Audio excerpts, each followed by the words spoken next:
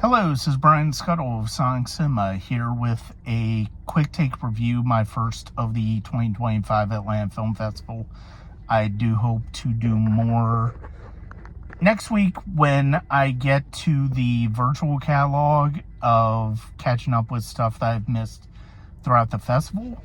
It's been an interesting year, and I'll write about that, and I'll talk about that on the closing podcast. But first, this is going to be a review of two films, one short film, one feature film. They were shown that way on the Wednesday of the film festival, and they are both world premieres. They were both films from Atlanta Talent, and they both show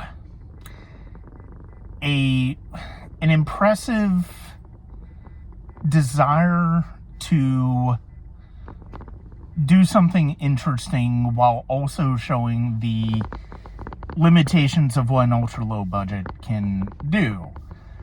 The short film was by Kathryn Bravo, who actually works at the Plaza, and she's a student at Georgia State University, and is an animated short called In Loving Memory.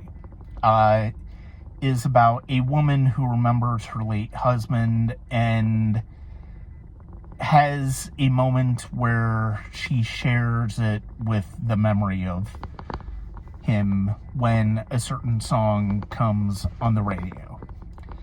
It's a very sweet story, and the animation style that Bravo is going for here is really interesting. I really like the style that she's going for. It is also very rough. There are moments where it almost feels like an animatic, where it's not quite completely rendered. And I think that's the problem. I think that is the biggest issue I have with the movie, is that it almost feels like a first draft of an animated film without being a completed product. And I don't want to disparage it too much because of that, because it is very much a film from a student early on in their career, and there's a lot going for it, but that rough quality of the animation made it very difficult to appreciate some of the creativity at work in the film. The same could really kind of be said with the feature that played last night. And it is a film about a subject that we've seen several times before. This is not a new story. It is directed by Aaron Strand, is a world premiere of a movie called Withdrawal. And it is basically about two lovers, Viv and Jay, who have been trapped in a codependent relationship with each other and with heroin addiction. It's at the point now where Viv's parents, who are very wealthy, are looking to intervene and separate her from Jay. And a lot of the tension in the film is whether she can or not. And that is the big question. Like I said, there's elements of this story that we've seen plenty of times before. The performances, as I've sat on the movie for almost a day now, the performances by Millie Rose Evans as Vivian and Brent Michael as Jay are they're decent. They're decent. I think Evans has stronger presence because her character is very much at the center of the action in this movie, even though they're almost on screen together the entire time. Viv is clearly the main character in the movie. It is because of that, Jay is very much the more toxic of the two. There's definitely a lot of points in the movie where both of them are toxic for each other, and because they're in this codependent relationship. But it's one of those things where, because Viv seems to have the stronger character arc, Jay, you really need a strong performance out of the actor who plays Jay in order to make him a compelling character, and he really isn't. I'm not a huge fan of this film in general. I understand what it was going for. It's a little bit of a combination of, trying to do something like Requiem for a Dream meets With Nail and I. The problem is it's not nearly as polished as in writing and directing as either of those are. And this movie also looks really ugly. I'm not a fan of the way this looks at all. I understand the stylistic choices that they went for. I understand why they did them. I'm not a fan of them, though. The cinematography in this movie is ugly.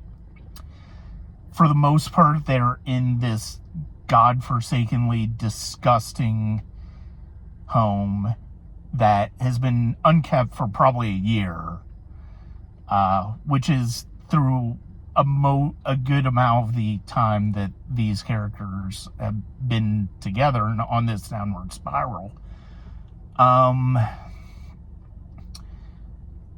Because of the style, it was really hard for me to get into the movie and to really appreciate what Strand was trying to do with the movie. I get what he's trying to do with the movie, and at a certain point, you figure out that the characters are going to go a certain way. You're just kind of wondering how they're going to get to that point. And the way they get there, it's fine. It's not unexpected, and it's fine.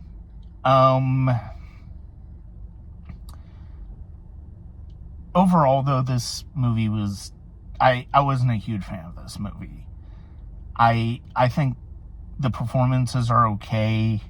I think you can definitely tell there's the makings of the filmmaker Strand wants to be in the movie, but the stylistic choices in how he shoots the movie and how the production design is just really did not work for me whatsoever watching the movie. And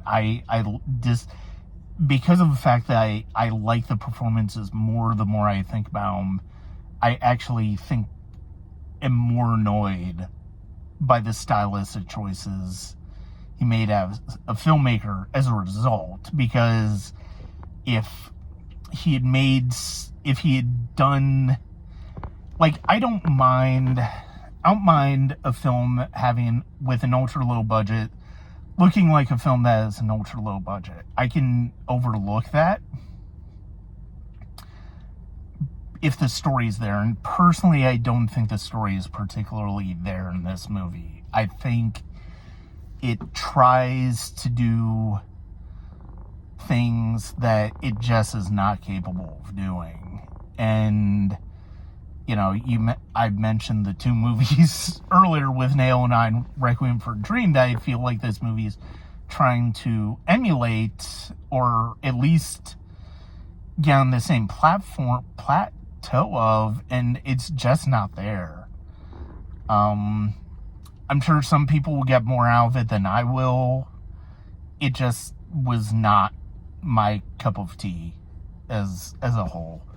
And that is, I've got one more print review for my other Wednesday release, my other Wednesday screening that I'm hoping to have up in the next couple of days. But as far as Withdrawal and In Loving Memory, interesting ideas, not really strong execution. But that's the way it goes at times with ultra low budget films. And this is Brian Scuttle with a really not so long quick take, but it is a quick take nonetheless. Review, like I said, I hope to have a few more as the festival winds down, as I get to the virtual catalog. But for now, you can see this on YouTube as well as other interviews and stuff like that from the festival. Thank you very much.